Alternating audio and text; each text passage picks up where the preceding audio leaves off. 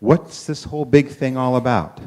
And by gazing into the distance, hopefully we can find out some ideas about how this planet was formed, and then maybe how we were formed. This is a story about a man named Clyde Tombaugh, who discovered a planet that was a planet, and then it wasn't a planet. Which planet? Pluto. Good. Excellent. Clyde Tombaugh grew up loving to look up at the heavens. He loved looking at stars, and he had a small telescope, and he'd go out there every day after he finished his homework to look up at the stars and gaze at everything he could see. He loved it so much that he felt like he wanted to see more, and so he hunted around his parents' yard and their garage and the barn, and he found pieces and parts, and he ground his own lenses, his own mirrored lenses, to create an even bigger telescope.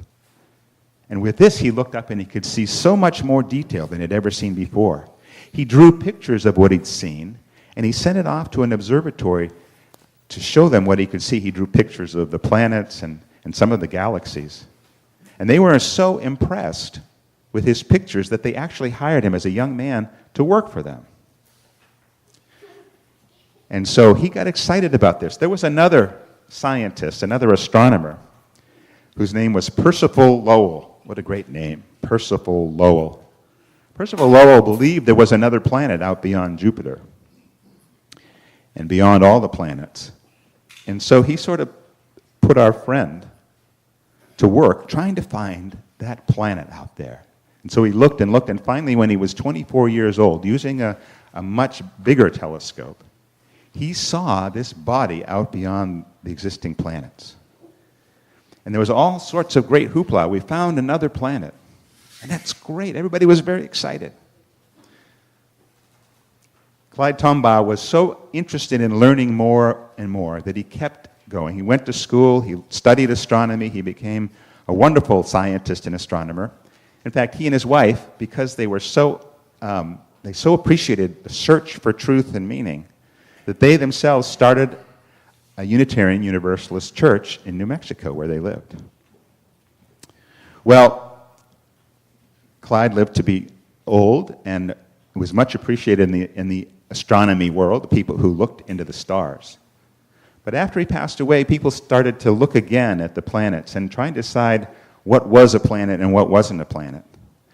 And they sort of decided that planets or objects like Pluto didn't really fit the description of what a real planet was. Real planets needed to be rounded by sort of millennium of being hit by other things. So rounded and large, and they needed to be orbiting around the sun on a regular basis.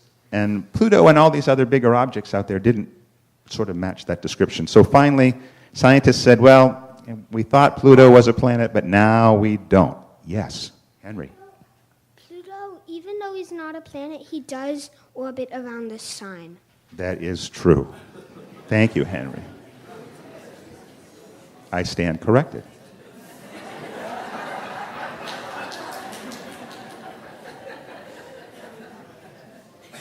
Excellent. Thank you. Anyway, so after Clyde was dead, Pluto was sort of declassified as a planet. But his wife said that Clyde, though he might be disappointed by the fact that the planet that he discovered is no longer a planet, he would very much appreciate the fact that you have to keep asking questions. Does it fit the right description? Does it work into the grand scheme of what we think of as planets in the solar system? Keep asking questions, and that was the joy of Clyde Tombaugh's life. He loved to ask questions and find out new things, and that's what we do here at the Unitarian Universalist Congregation of Greater Naples. We ask questions, and we keep asking questions until we're satisfied, and then we keep asking questions after that. It is our fourth principle. We seek truth, we seek meaning and truth with responsibility, meaning we keep asking those questions. So that's the story for today. Thank you very much for your attention, and we'll sing you out to your classes.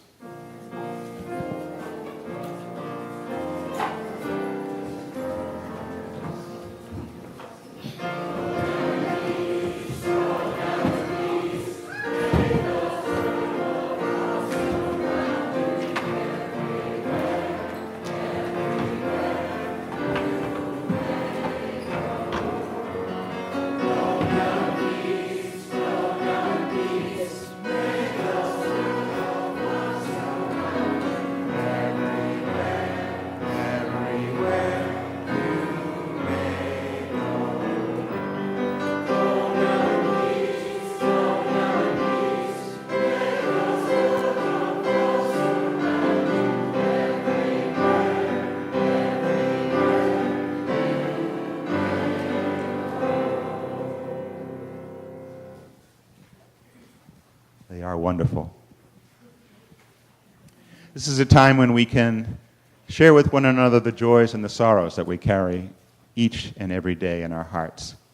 If you have a joy or a sorrow that you'd like to share with us this morning, I'll bring you the microphone. Please give us your name and tell us briefly what's in your heart this morning. For all these joys and sorrows, we are grateful for the sharing that can occur in the community that trusts one another. Let's take a moment of silence for Bob and for all the joys and sorrows that have remained unspoken.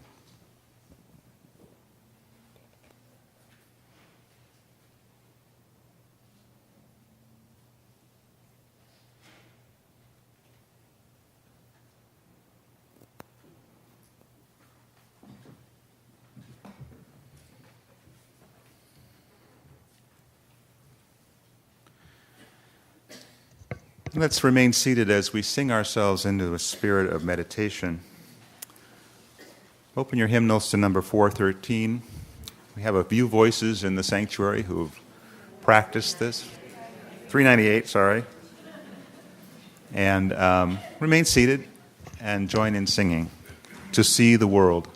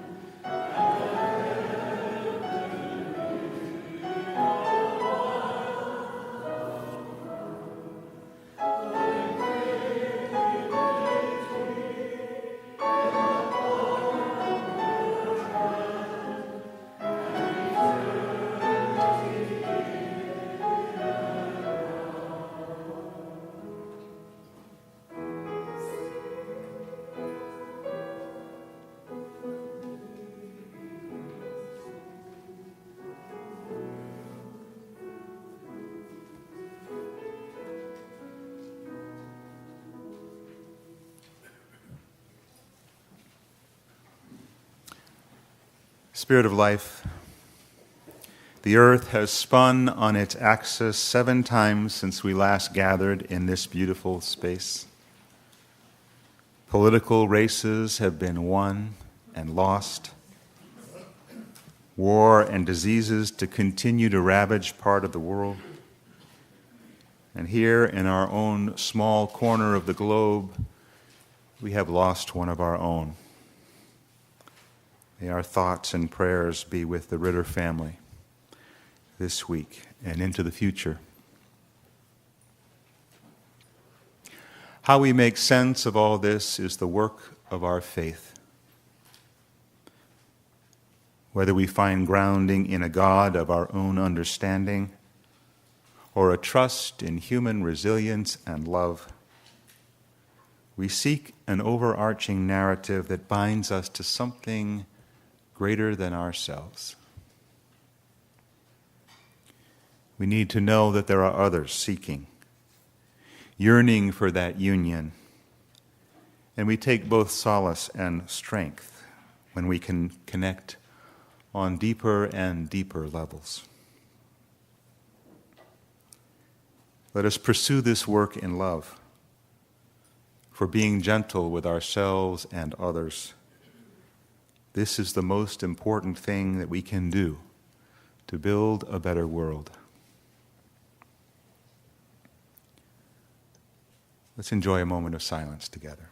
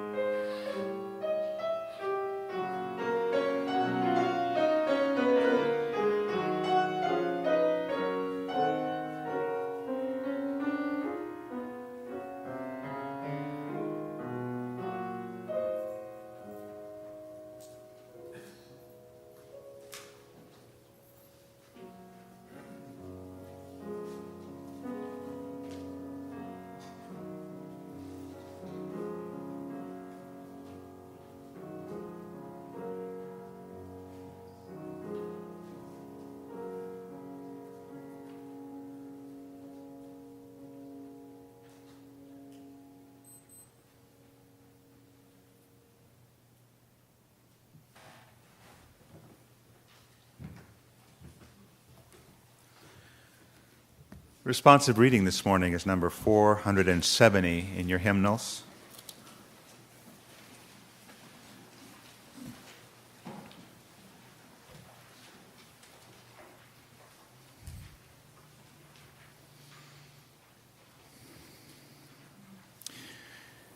We affirm the unfailing renewal of life.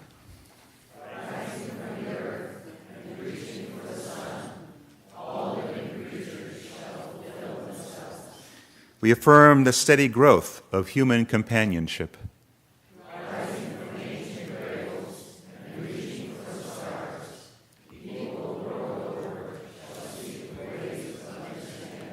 We affirm a continuing hope.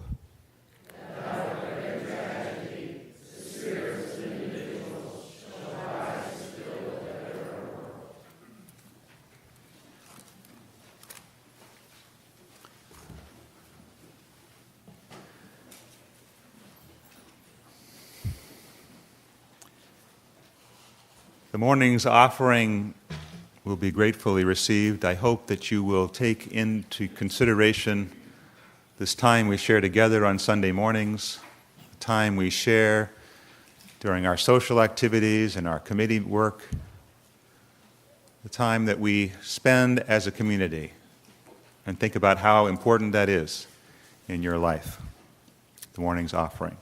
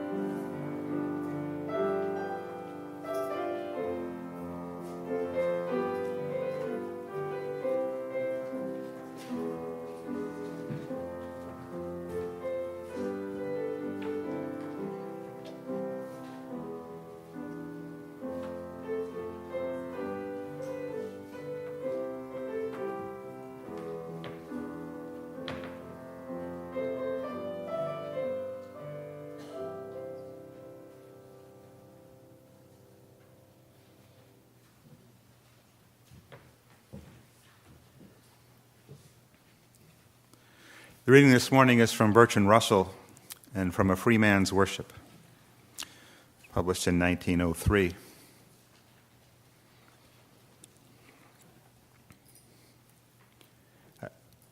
That humankind is the product of causes which had no prevision of the end they were achieving. That our origin, our growth, our hopes and fears, our loves and our beliefs are but the outcome of accidental collocations of atoms. That no fire, no heroism, no intensity of thought and feeling can preserve an individual life beyond the grave. That all the labors of the ages, all the devotion, all the inspiration, all the noonday brightness of human genius are destined to extinction in the vast death of the solar system. And that the whole temple of humanity's achievement must inevitably be buried beneath the debris of a universe in ruins. All these things, if not quite beyond dispute, are yet so nearly certain that no philosophy which rejects them can hope to stand. Only within the scaffolding of these truths, only on the firm foundation of unyielding despair, can the soul's salvation henceforth be safely built.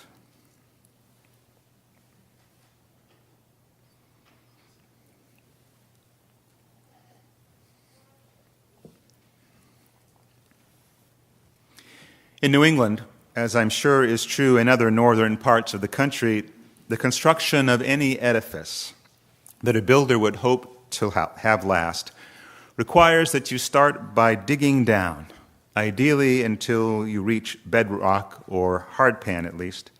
Otherwise, the shift in the earth's natural cycles of freezing and thawing can move even the strongest of walls.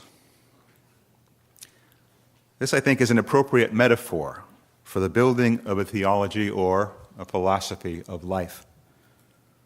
It is important to dig down to the bedrock of one's beliefs and then to be able to play out what those beliefs actually mean in our lives, and in turn, how our lives impact those of other people.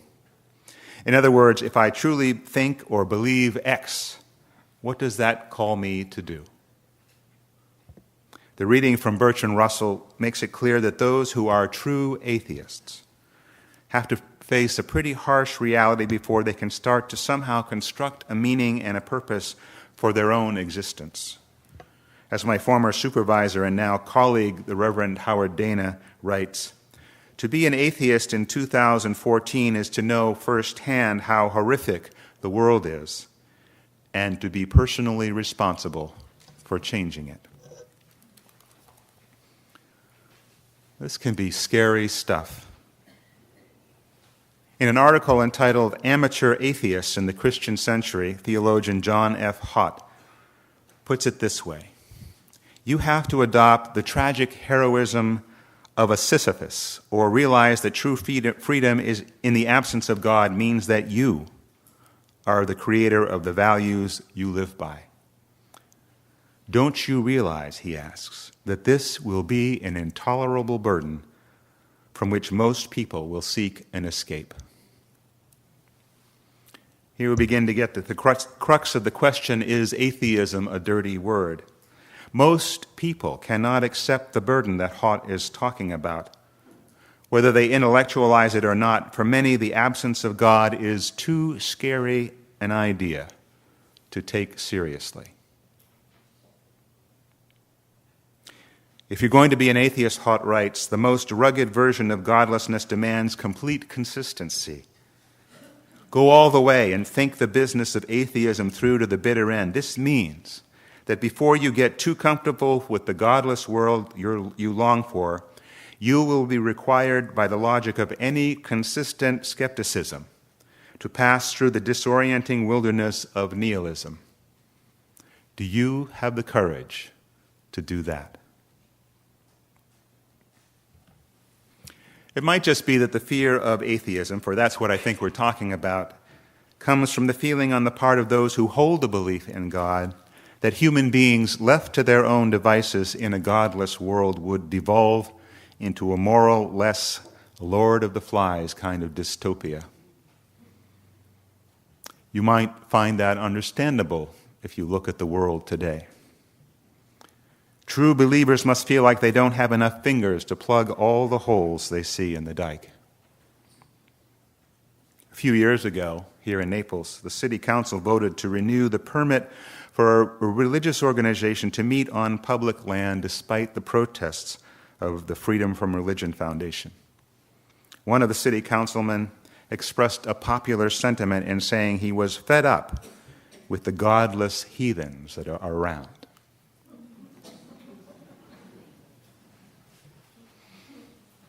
Though the numbers are changing, 70% of people in the United States still identify as Christian. And while the majority of those people do not wear their religious affiliation on their sleeves moment by moment, they do represent the dominant culture. And the dominant culture is always wary of people who do not conform. We add to this scenario that there is a good amount of anti-intellectualism in the air today.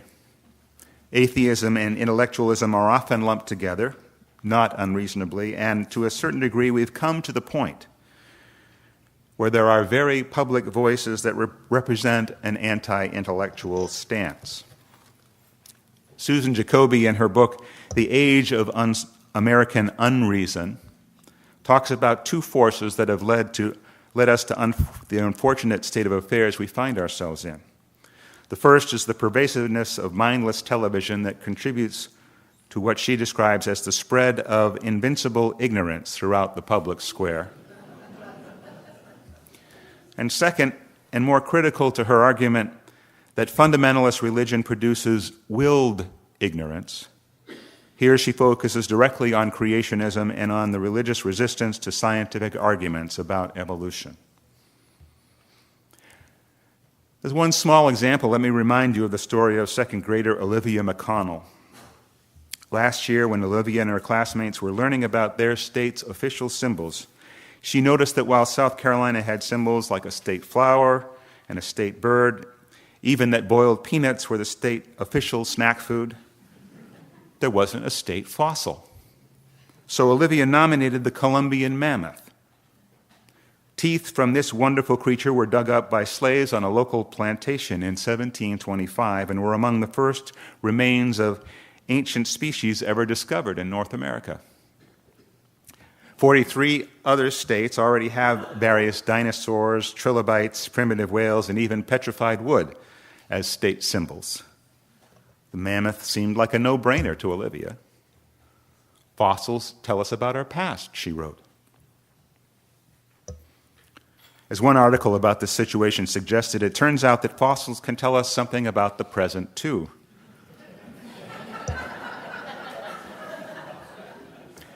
The bill that Olivia inspired has become the subject of considerable angst in the legislature in the state capital of Columbia, South Carolina. First, an objecting state senator attached 3 verses from Genesis to the act, outlining God's creation of all living creatures. Then, after other lawmakers spiked the amendment as out of order for its introduction of divinity, he took another crack, specifying that the Columbian mammoth was created on the 6th day with the other beasts of the field. That version passed the Senate in early April. The bill is now back in committee. The lower house squabbles over new language, and the bill is seemingly destined for the same fate as its honoree extinction. An Associated Press poll conducted in March of this year found that 42% of Americans are not too or not at all confident that all life on Earth is the product of evolution. Similarly, 51% of people express skepticism that the universe started with a Big Bang 13.8 billion years ago, and 36% doubted that the Earth has been around for 4.5 billion years. One might think that in the digital age, when more information is available to more people across the economic spectrum, that we would be pulling ourselves up by the intellectual bootstraps. But it seems that the reverse is happening. The Canadian magazine Maclean's has noted that the trends are not encouraging. In 1978, 42% of Americans reported that they had read 11 or more books in the past year. In 2014, 42% reported that they had read 11 or more books. In 2014, just 28% can say the same, while 23% proudly admit to not having read even one, up from 8% in 1978. Newspaper and magazine circulation continues to decline sharply, as does viewership for cable news. The three big network supper hour shows drew a combined average audience of 22.6 million in 2013, down 52 million from 1980. While 82% of Americans now say they seek out news digitally, the quality of the information that they're getting is suspect. Conservative pundit David Frum recently blogged that it seems sophisticated news consumers turn out to use technology to do a better job of filtering out what they don't want to hear. Just think about our reaction to violence in this country. Since 2001, when a man tried unsuccessfully to blow up a plane by placing a bomb in his shoe, we have all taken off our shoes as we pass through airport security. But what has happened as a result of the unfortunate school shootings that plague America since that time? Efforts at gun control have given way to even laxer standards. Georgia recently passed a law allowing people to pack weapons in state and local buildings, airport, churches, and bars. Our own state of Florida has debated legislation that will waive all firearm restrictions during state emergencies like riots or hurricanes. Since the December 2012 massacre of 20 children and 6 staff at Sandy Hook Elementary School in Newtown, Connecticut, 12 states have passed laws allowing guns to be carried in schools, and 20 more are considering such measures. This is staggering to me. Looking for some good news in all of this, I discovered a YouGov Huffington Post poll which found that 3/4 of Americans agreed that science is a force for good in the world. Unfortunately, when people were asked if they truly believe what scientists tell them, only 36% of respondents said yes. Just 12% expressed strong confidence in the press to accurately report scientific findings. University of North Carolina sociologist Gordon Goshat provides a caveat to this information, stating that in a 2012 paper, that the erosion of trust in science over the past 40 years has been almost exclusively confined to 2 groups, conservatives and regular churchgoers. And here's the real kicker. It turns out that within these groups, it is the people with the highest level of education who hold the strongest doubts, people with post-secondary degrees. In a culture where the term elitist generates a strong negative reaction, the word atheism is not that far behind. If they are not dirty words, they are at least triggers that raise fear and concerns within the masses. Before I go any further, let me point out that we have our own trigger words that get us going and that raise our own collective blood pressure. We get a little antsy when the word evangelical comes up, or the term conservative Christian. But both are terms like elitist and atheist that categorize and dehumanize people who happen to fall neatly under those labels. And it is this kind of reactive thinking that we must try to avoid. Atheists, it turns out, come in all sorts of flavors, something that calls for an entirely different sermon. But whether you are a true atheist, a secular humanist, an agnostic, a Christian, a Jew, a Buddhist, a Hindu, or a Muslim, or simply a believer in something beyond the self, as a Unitarian Universalist, you are called to continue to search for truth and meaning in a responsible way, our 4th principle. And in doing so, you need to respect the dignity and worth of every human, our 1st principle. Only by taking these 2 principles seriously and walking the walk can we live up to our faith, our very demanding faith.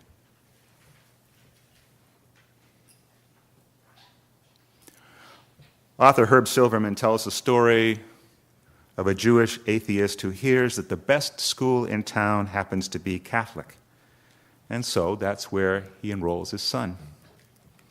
Things are going really well until one day the boy comes home and says, "Hey, Dad, I just learned all about the Father, Son, and the Holy Ghost." The boy's father had naively hoped that this moment might never come. And so he wasn't as prepared as he might have been, trying hard to cover his own anger and his own shame in creating the situation in the first place. He grabs his son by the shoulders and said, "Joey, this is very important, so listen carefully. There is only one God, and we don't believe in him."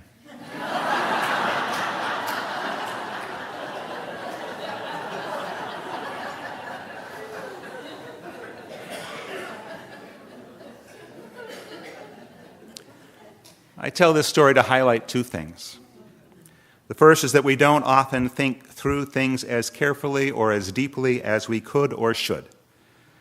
And the second is that sometimes what we believe or don't believe comes more as a reaction or a moving away from what we've been taught as children and young adults than it does from a thoughtful approach to building a personal theology or philosophy. From kids going through our coming-of-age program to adults trying to build their UU elevator speeches, we have often struggled with framing our beliefs in positive terms. The truth is that whoever stands up on this pulpit on a Sunday morning or leads discussions on a Wednesday evening or enters into a discussion during coffee hour, we can only provide part of the story. You, each and every one of you, are the ones who need to take what you learn, what you feel, what you experience, and make meaning from it. As Howard Dana suggests, atheism is the toughest spiritual practice because it requires so much of human beings. That may be as it should be, but there is a lot of work to do to build a vision and a practice that we can make manifest in the world that is positive about humanity while not hiding from the stark reality. And yes, this may be especially true for those who call themselves atheists, but it is also true for everyone else. If we are to continue to grow as individuals and as a community of free thinkers, if we are to become agents of change, if we are to turn around the negative connotations surrounding the word atheist or the term free religious thinker, we need to do the work to explore not just the heights, but the depths of where our thoughts, ideas, and beliefs take us. Discover at a fundamental level what our faith calls us to do and act it out in a positive and giving lifestyle that speaks for itself.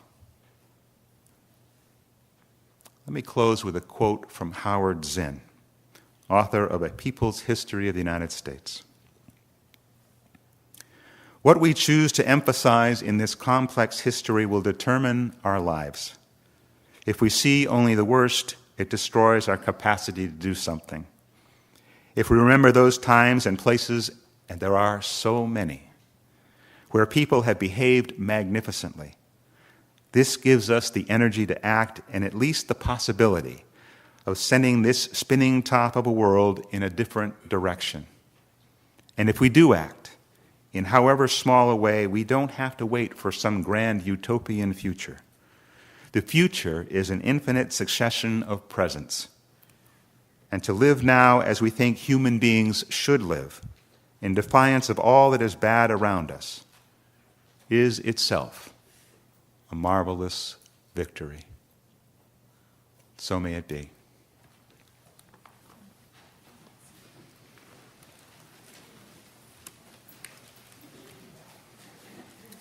Close with hymn number 288, All Our Architects.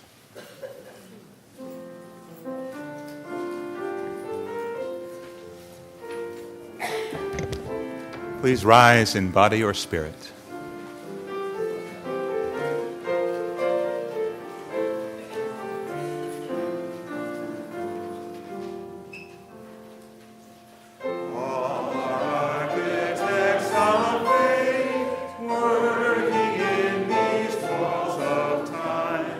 Some with